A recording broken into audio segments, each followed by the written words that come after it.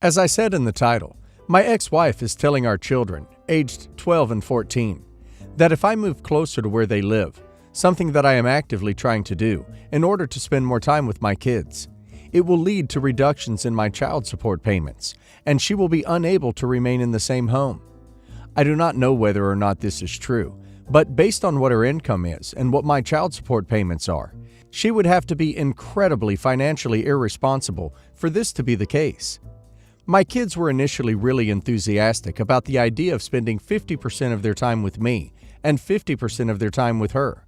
But after my ex-wife discussed her housing situation with them, my daughter became very reluctant to be supportive of me moving closer to them. My son has not wanted to discuss it, has not brought it up at all, while my daughter has sent me texts explaining that, according to Mom, we wouldn't be able to afford to stay here if you move closer, and I really like this house and my school. I told her to please try not to worry about it, and that her mom and I should have this out between ourselves. I am wondering how I should approach this issue with my children and my ex-wife. I think it is very damaging that she is discussing her financial situation with the kids in a way that makes it seem like their housing situation is unstable, i.e., telling them that they are dependent on my child support payments remaining high in order to stay in the same home with their mom. And I also feel like discussing the financial details of child support is inappropriate to do with children their age. So, do I want to tell my kids my perspective on child support? i.e., that child support is meant for parents to support the costs of living for their children, and that their well-being is the priority. Part of their well-being is having strong relationships with both parents, which is more easily achieved when they get equitable time together. While I feel like she is painting me as the bad guy, I certainly don't want to be guilty of doing the same to her. Update. I have been advised to post the following information. I would be asking for 50% custody, and that would likely change the child support payments. I am petitioning for that. She began working full-time immediately after we divorced, and the child support payment was based on her having zero income. She now makes between $60,000 and $80,000 at a law firm. Currently, I pay her nearly $2,000 a month, based on her not having any income. From what I see, a new car each year for the past 3 years, vacations multiple times a year, new hot tub, redoing her kitchen, redoing the flooring in her house, renovating basement. She is very irresponsible with money and has become accustomed to having a very high income. I would struggle to afford a house in her area and keep the child support payment the same.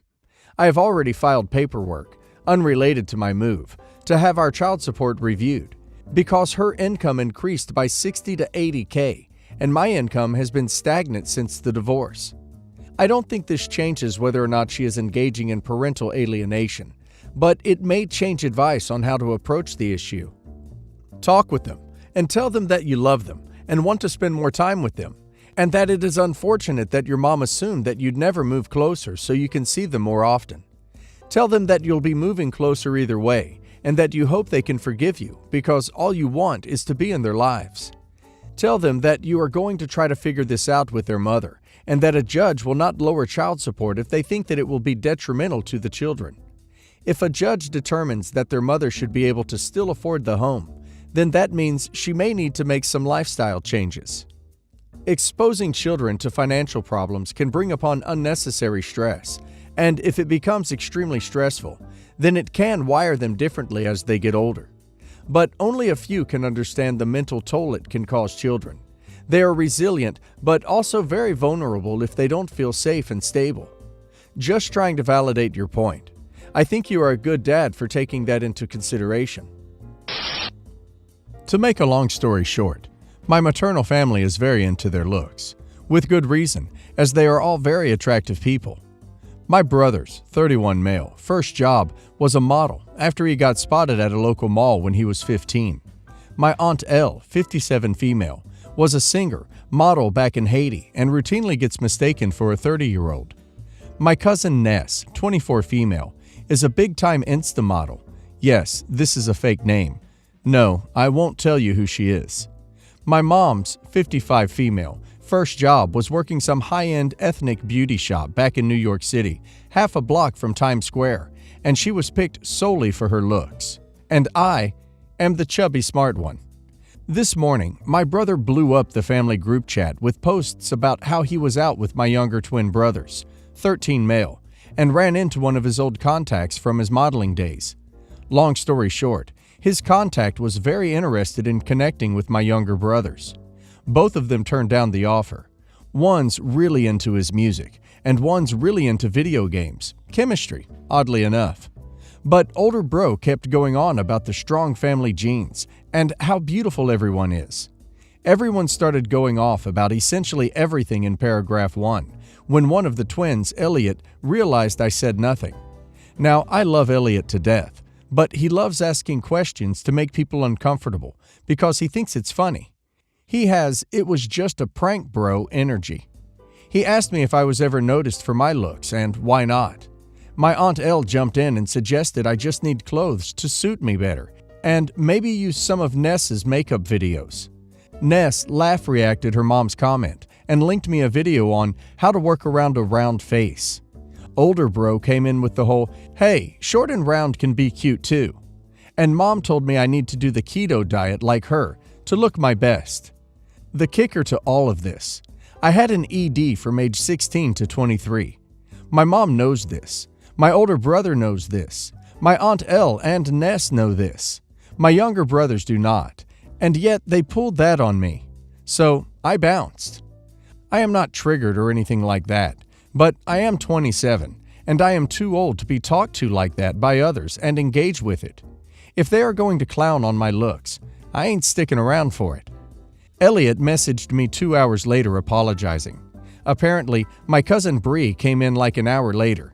She has a 9-month-old and was sleeping when the convo was active, and screamed at everyone for being the worst and shallow jerks, unable to see their butt past their own reflections. Apparently, my family is in chaos, with everyone now sending apologies in what appears to be increasing distress about potentially triggering me into not eating again. I don't even know where to engage with any of this, and I am being reminded why I went no contact with them for 5 years, with every pleading text. Any advice on how to stop my phone from getting blown up and deal with my family would be lovely. I'd like to thank you all for reminding me why I went no contact with all of you shallow people for 5 years. It was such a peaceful time for me that I believe I'll repeat the experience. See you in 5, maybe. First thing, realize you love yourself no matter what, and you made the right choice.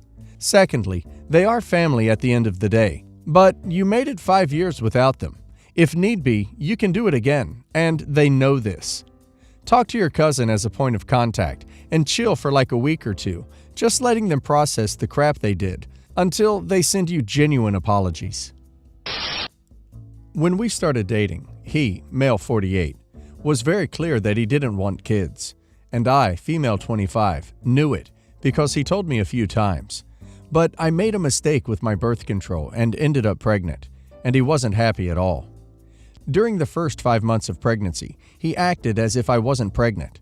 But when we had to start buying things for the baby and decorating her room, he started to participate in those things. He was in the delivery room when she was born, and since then, she became his world. He is an amazing dad, and our daughter, she's 6 months old now, loves him, and I thought he loved her too, but a couple of nights ago, his friends, they're all in their 40s and 50s, came to our house for dinner, and I overheard a conversation that I shouldn't have heard, and I now wonder if he's honest or not. One of his friends was making fun of him for being a dad at his age, and the other one said something like, "I thought you were smarter.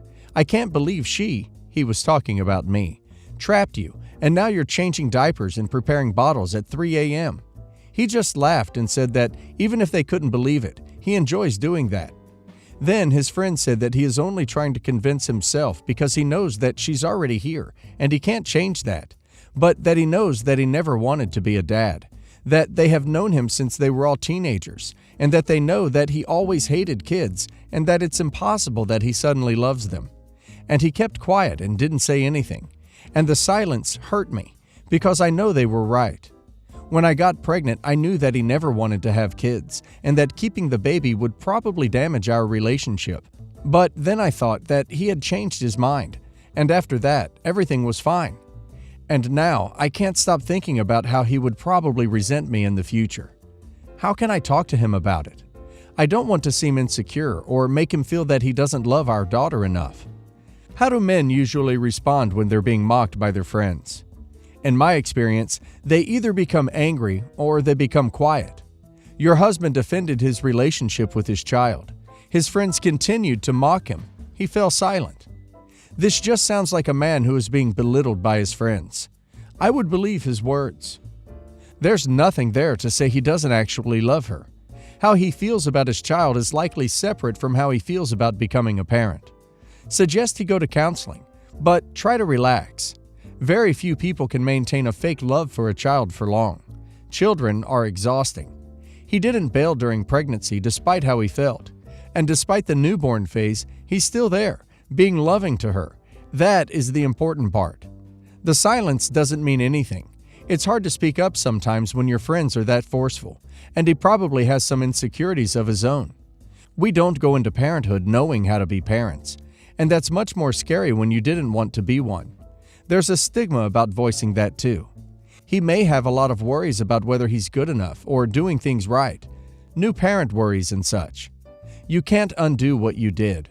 There's no preventing the chance of resentment. Now, he needs to learn to deal, make peace with it. While you meant no malice, and of course made the right decision for you, you did force this on him. You broke his trust. You can't now expect that his emotions amend themselves to your wishes. Give him time to deal, without having to reassure you. Update. I, female 25, read the comments on my first post and decided to talk to my husband, male 48, and I was surprised to hear what he said. I told him I heard what his friends told him and asked if he feels that I trapped him, that I wanted him to be totally honest with me, and he said that at first he did think that, but then he changed his mind. Then I asked him why he kept quiet when his friends told him that it was impossible that he now likes being a dad, and he said that he didn't want to fight with them, and that he doesn't have to try to convince them when he knows how he really feels about our daughter. He said that it is true that he never wanted kids, but that when he saw that my pregnancy was more noticeable, he felt different, in a good way, and that feeling was even stronger when she was born, and that if he hadn't changed his mind, he would never have stayed. He said that if he didn't love our daughter, he would have divorced me and only gave me child support. I asked him if he hated me. I assumed that when he said that he would have divorced me. And he said that he could never hate me, that if he had divorced me, it would not be because he hated me. He said that he loves us and that we are the best thing that happened to him. And then he said that he could never be mad at me because I gave him the best gift he ever received and that he will always be grateful for that. And what surprised me was that then he joked that now he knows how incredible it feels to be a dad. We should try for baby number 2. I asked him if he was serious, and he said yes, and was like, I'm 48 and I'm not getting any younger. We should try soon. I told him that I'd love to have at least one more baby, and he was like, let's start trying now. So we decided to start trying for baby number 2. I know that I overreacted, and that maybe I was too dramatic, thinking that he wasn't being honest. I feel ashamed because I didn't trust him, even knowing that he is an amazing dad, and that it is obvious that he loves our daughter. But the good thing is that he didn't get mad or felt that I was attacking him from what I heard. Edit to say, he is a very involved dad and does everything a good dad would do. You know, wake up in the middle of the night to feed her when she wakes up crying. When he comes home from work, he spends hours playing with her and trying to teach her new things. And he loves doing that because he really loves our daughter. Honestly, I don't know why some are commenting saying that he is not a good dad or that he is not involved when that is not the truth. And I'm not going to say anything about the age gap because I'm used to hearing comments from people who think I'm a gold digger because he has money. I've heard too many times things like, she got pregnant on purpose of a man who could be her dad, just to dry up his bank account, that I honestly don't care what anyone else thinks anymore. Edit 2. Also, I talked to my doctor, and she has told me that everything is fine and that we can try to have another baby. Talking to her was the first thing I did after deciding to have another child. As long as I remember, this woman is obsessed with my daughter's appearances. For example, my oldest, that's 6, is like her ultimate beauty standard, which is blonde hair and blue eyes. And with that being said, She posts more photos of my oldest, more than my other kids, which is like a huge wow, not even hiding the favoritism to the public. Then my twin girls, they have hazel eyes and more of a darker blonde hair, so I guess she doesn't find it appealing to her Facebook aesthetic. Because this woman would Facetune the crap out of a 4-year-old's like I wish I can show you guys. Because, you guys, they no longer look like my daughters. Like she completely changes their eye color and brightens their hair in the photo and brighten teeth. She also does this to my 2-year-old daughter that has blue eyes and a brunette, like completely changes her hair color. She freaking throws her insecurities into my daughters, and it's just toxic. I don't want my children to become older and find out that their grandma didn't find them attractive. Like she already counts what they eat a day and training them to walk straight with good posture. The good news is, right now she's not allowed to see the kids because what she did last time. So her photo posting increased because she wants to make it seem she's the perfect grandma. Legally, she can have those photos up because she took those photos herself. I just really want this woman to go away. First, if you report them, Facebook will remove pictures of children under 13. Second, quit giving her access to pictures of your children and call her out for photoshopping them. Comment on her photo saying, "Nice photo, who is it?" Ruin her image as the perfect grandmother.